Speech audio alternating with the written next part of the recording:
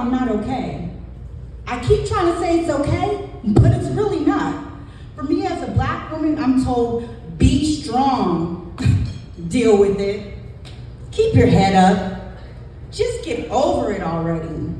Try not to offend anyone, don't you be the angry black woman, and don't you cry.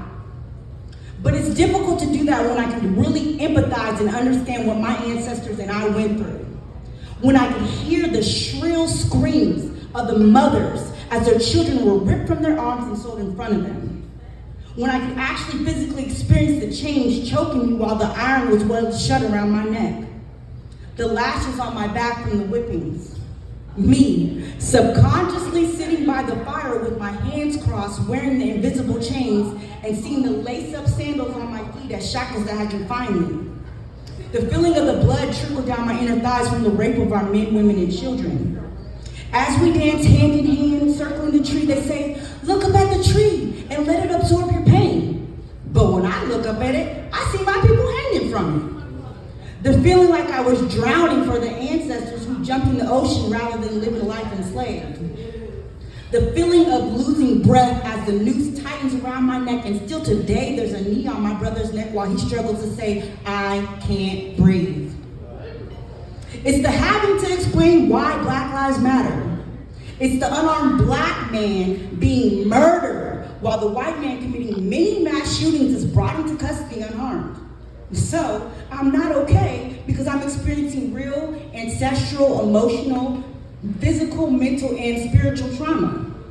It's the agonizing anguish, the suffocating sorrow, the raging resentment, the systematic stereotyping, the infuriating imprisonment, and the incredible injustice. We have come a long way from the physical shackles, but the mental brain bondage is still there. In school, we are taught that we're less than, and today, honestly, still treated as such. We were taught that we were slaves to the white man, and one of our greatest achievements was being freed from slavery. There's no mention of our many inventions that were stolen from us just like us. We're still living with disgusting discrimination that seeks to annihilate African Americans with generational genocides, senseless slayings, horrific homicides, blatant brutal beatings from profiling police.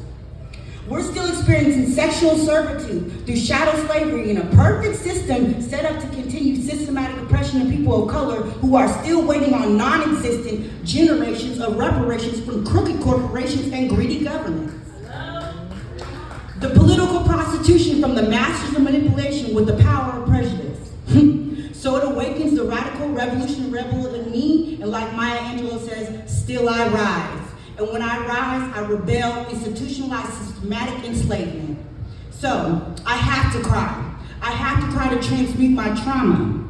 I have to cry to cleanse my conditioning.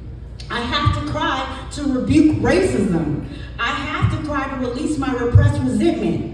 I have to cry to honor the sacrifices of our ancestors and cry for my people who continue to die in police custody today. And I'm going to tell you, it's okay to cry. C-R-Y. Consciously reprogram yourself.